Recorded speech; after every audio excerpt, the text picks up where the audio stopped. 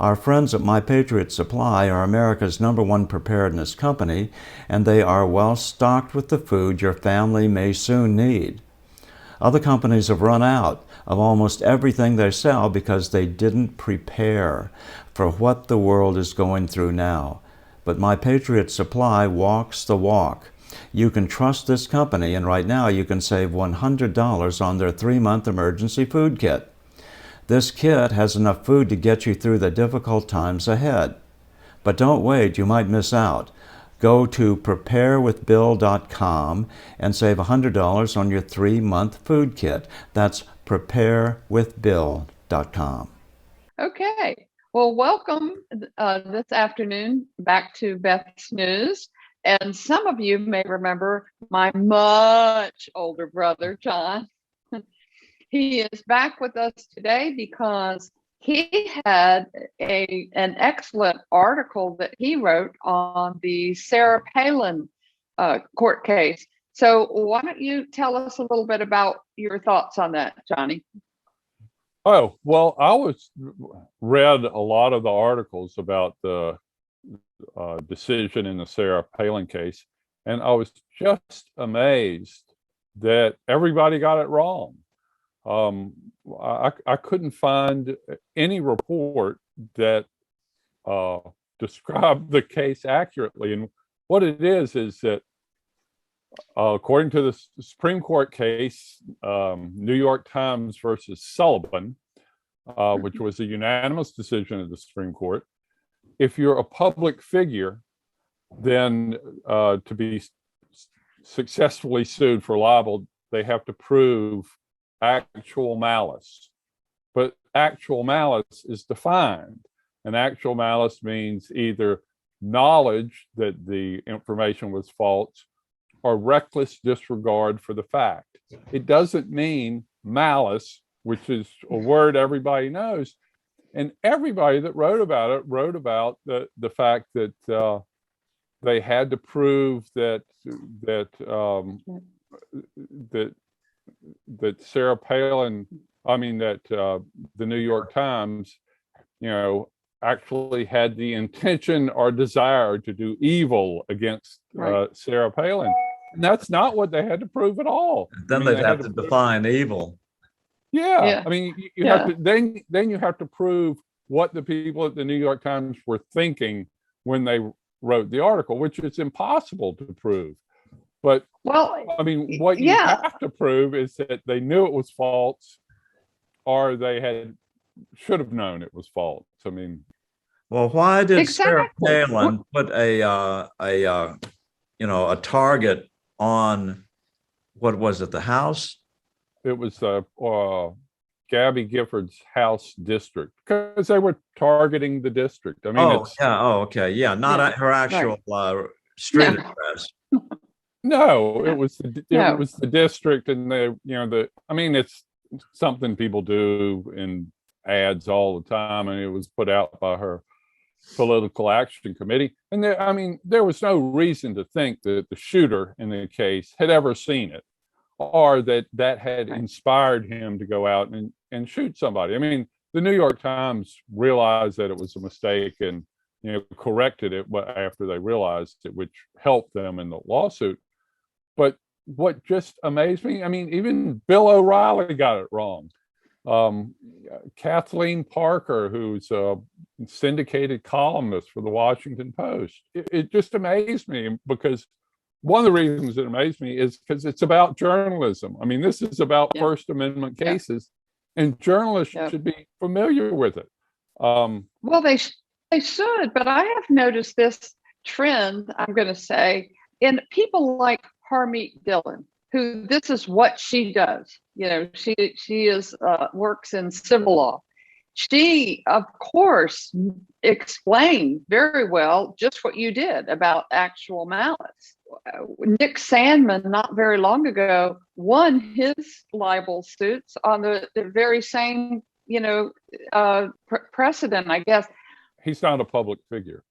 No, he's not a public figure. But my point is that the news media never seems to learn, but they continue to do the same thing again and again and again. And that is twist the facts, make up the facts, lie about people. It's nearly impossible to win a case like this, or at least from the numbers. And so they don't care. They just do whatever their politics, informs them to do, and they'll suffer the consequences if and when they come.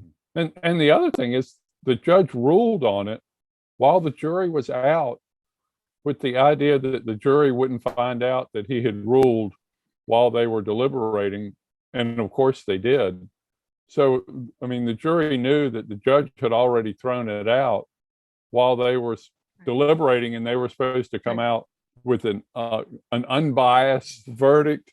Did it matter at that point? Yes, they knew about it. And here's what has been said.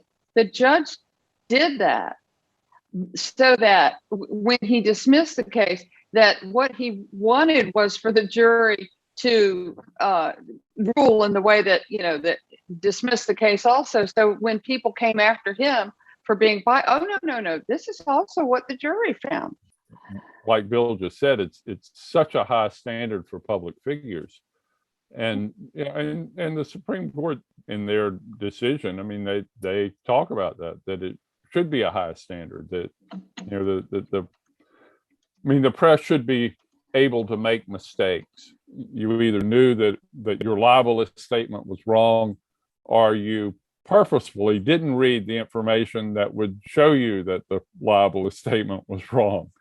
So it's a very high standard, and not many lawsuits like that are successful because the Supreme Court set the bar so high. Sarah Palin case, I mean, it's unusual. She has, or had, I think it'll be appealed, so I guess you'd say she has a chance of proving that, because there was no reason for the New York Times to think that her political action committee piece had anything to do with the shooting. And to link the two of them, it was really out of bounds. And the New York Times realized that, and they did correct it as soon as they published it. But then, because it is the New York Times, and every other newspaper in the country, well, almost every other, follows the New York Times, it got repeated over and over again. But it can still be appealed, and I would think this would give Sarah Palin really good grounds for appeal. Although, yeah, but they probably have calculated that they can hold that off until after the coming election. Oh yeah, I mean, how long these things take. Is he appointed, or is he elected? This judge, is he an appointed? He is a federal judge, U.S. District Judge Jed Rakoff. Actually, the judge said he expected Palin to appeal, and that the appeals court would greatly benefit from knowing how the jury would decide it. This just in, former President Trump must face multiple civil lawsuits seeking to hold him liable for the January 6th attack, a federal judge ruled on Friday. Yeah. He and his children, yeah.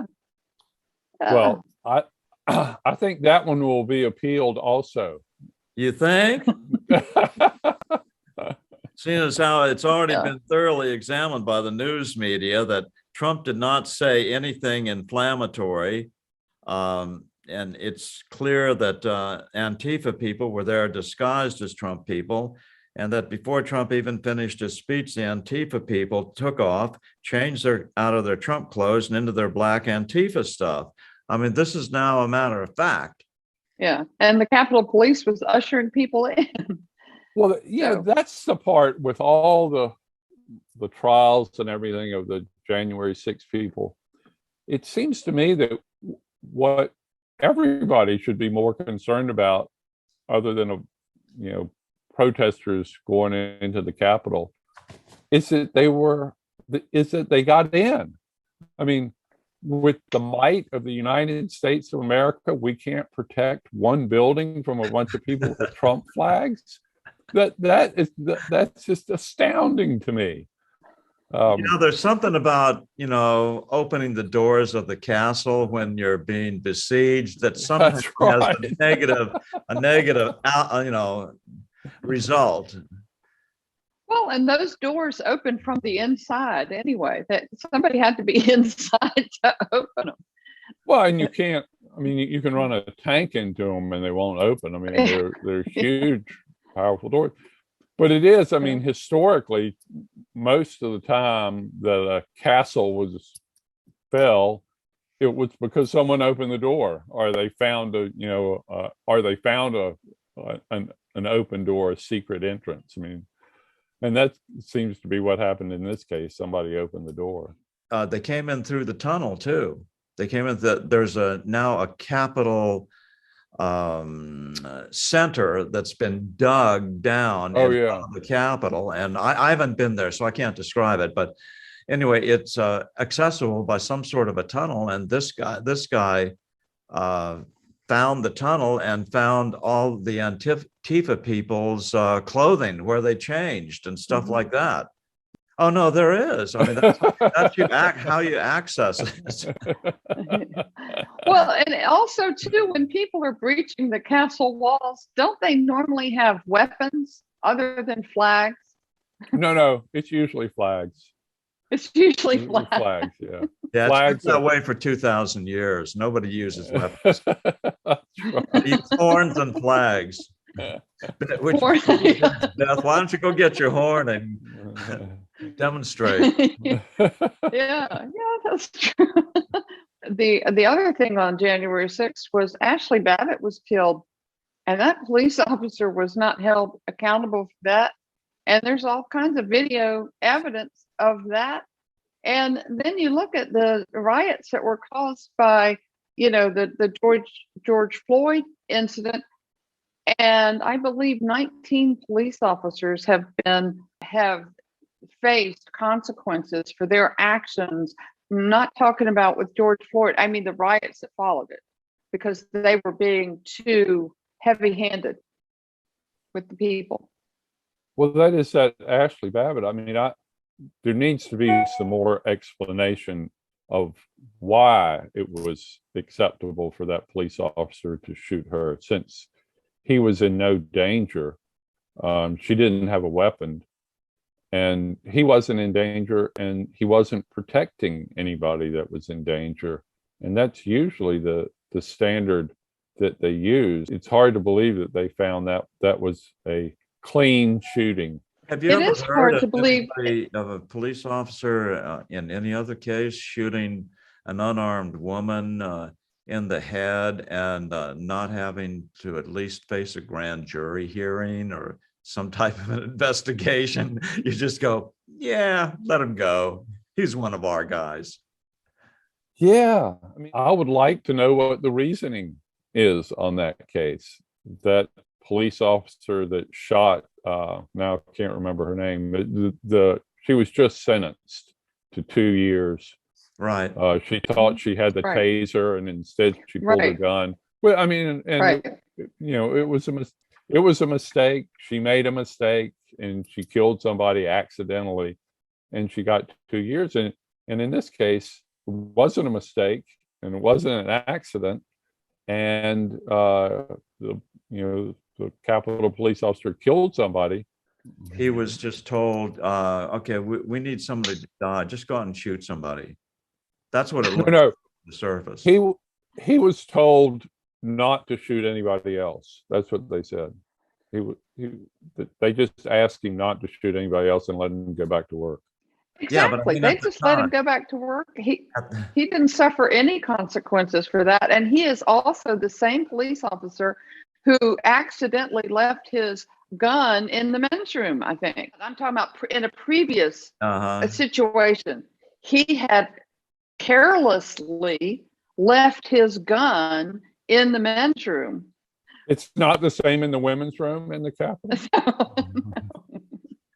Well, here's another thing that it just popped up in the corner of my screen, and that's the latest breathless news from CNN et al.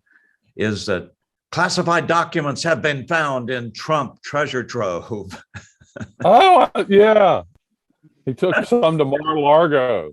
Yeah, so, this is another situation where people don't understand what the law is on that, and they're playing it for everything they can get. There's probably something classified or secret or something like that, and Trump said, "Yeah, I want to keep that," and he's perfectly that he can do that. He can walk away with any piece of paper in the White House.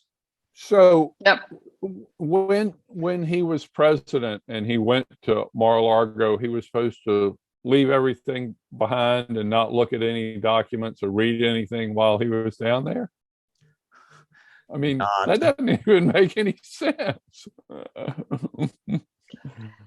And I love the fact that they said he was tearing up documents and trying to flush them down the toilet. I mean, anybody that grew up, well, and also anybody that's been a landlord for as long as Trump has, knows that you don't put copy paper in a toilet. I mean, it doesn't work. And besides, if you look at the picture of Mar-a-Lago, there's dozens of chimneys. I mean, it's an old-time Florida house, but the old-time Florida houses still had chimneys and fireplaces in them, because I lived in one. He had the right to do with it as he wanted to. According to Tom Fitton, he could have flushed it down the toilet if that's what he wanted to do. Well, you don't think they're after Trump, do you? Well, plus, they didn't pull a Roger Stone on him, have an FBI guy show up armed, that might not have gone down too well with Trump's Secret Service team. So what they had to do was call and said, would you mind please letting us look at all the documents you took? And Trump goes, yeah, sure, we don't care. Come on, get them. Yeah. You didn't hear anything about government subpoenas Trump for illegal records. He gave them up. He knew what the law was. Well, and the Clintons, when they were caught with all that White House furniture, they sent some of it back. Pull up a U-Haul to the front of the White House and start taking out the furniture after they destroy all the W keys on all the computers in the White House. Right. These guys are low. That's right. Low people. Well, you know what Hillary said when somebody asked her about the recent Durham thing. She said, well, whenever Trump gets in trouble, he always points to me. And I'm thinking, A, he's not in trouble. B, he doesn't have anything to do with what John Durham says or does anymore. And so what's your beef? And C, anytime there is something illegal going on in Washington, the natural person to point at is Hillary. And it's been that way for about 20 years. I'm surprised they didn't find dead bodies in that tunnel. But that will have to be edited out. Speaking of dead bodies, what in the world was Biden talking about when he told the story about the dead dog? The dead dog. I mean, I missed that one. Can we replay the tape there? Have you not seen that? No. I have. You need to go back and watch it. I mean, yeah.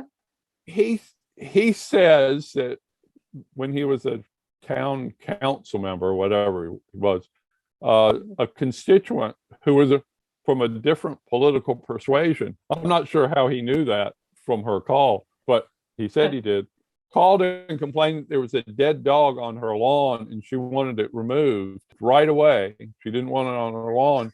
So he drove over to her house, picked the dead dog up and put it on her front porch. Maybe he did that as a young man, who knows? But why would you tell the story? I don't know. He's reviewing the sins of his life. He's worried about having to face St. Peter, and he's trying to get some of this stuff straight in his head. I mean, that story does not reflect well on him in any way. I tell you what it is. He had seen the movie The Godfather. The horse's head. Yeah, and so he was imitating that. The horse's head that was put on the person's bed. So he was, apparently.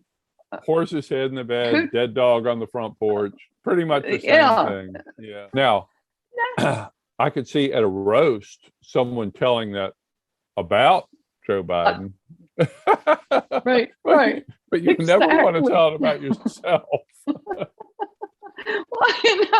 I saw the headlines of that story, Johnny, and I thought, oh, this really can't be true. Maybe he read a story about somebody doing that or something. But then it is true. He said it about himself.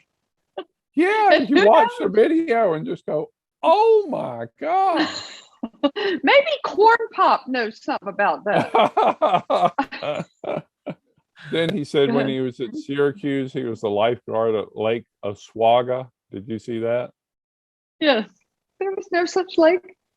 Well, no, there is. It's in Oregon. That was a long commute. He had trouble making it back to class on time. Well, yeah. He had to catch the red eye. Oh, I have a question for you, Bill. I hope all of this is being edited, but what's going to happen in Ukraine? What's been happening? No, what's going to happen? That kind of depends on whose side Putin decides he's going to be on. If he's on Biden's side, for example, he could back down at the last minute and then Biden would be nominated for, guess what, a Nobel Peace Prize. Oh, that's right. That's what I said.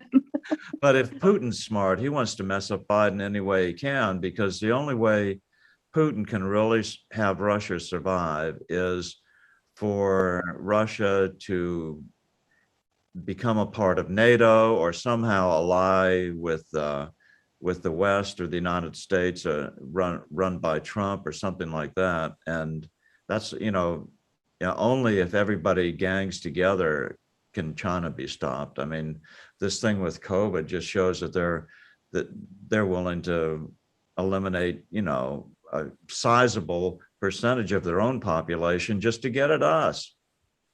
Oh, yeah, well, Putin is the one who made fun of all of that, though, Johnny. He tweeted this out not long ago where he was laughing at the comment that they were going to invade on the 16th.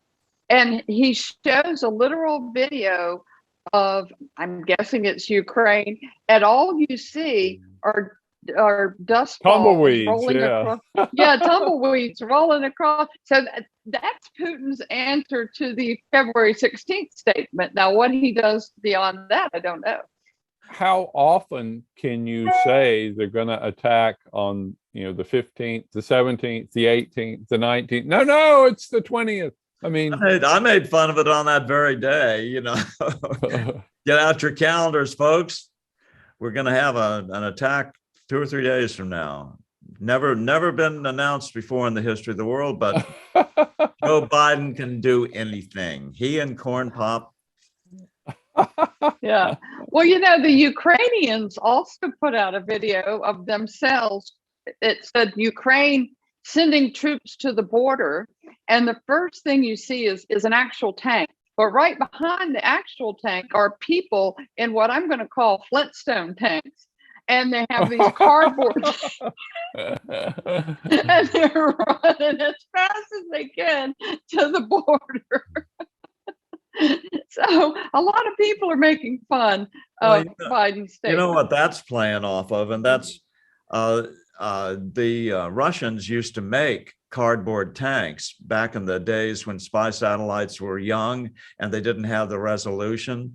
And so it caused us to believe that they had much more powerful forces, but it was just cardboard tanks. They used them in Serbia and Croatia, that war. We bombed a whole bunch of them. I can't remember which war. It was one of those wars in Eastern Europe during Clinton. And when they actually went on the ground, they found out that we had destroyed a lot of blow up and cardboard tanks and things. And just like this is probably a standing joke in Eastern Europe, and so that's why they made that video. It's like, you guys think there's actually going to be a war here? You are stupid. You're run by Biden. Gosh, nothing to say. Whoa, here's a good one. This from my watch. My watch has just informed me. Oh no. Okay. This is Roger Stone. Now that we know that President Trump was spied on and the entire Russia collusion accusations were a fraud, it is clear that my conviction for lying to Congress about Russian collusion was also a fraud. Now, with my civil rights violated, I can finally sue Hillary Clinton and those who sought to destroy me. This lawsuit will cost hundreds of thousands of dollars I do not have. Will you help me? Okay. Yeah. Thanks. We should do this more often. All right. Yes, it's good to see you.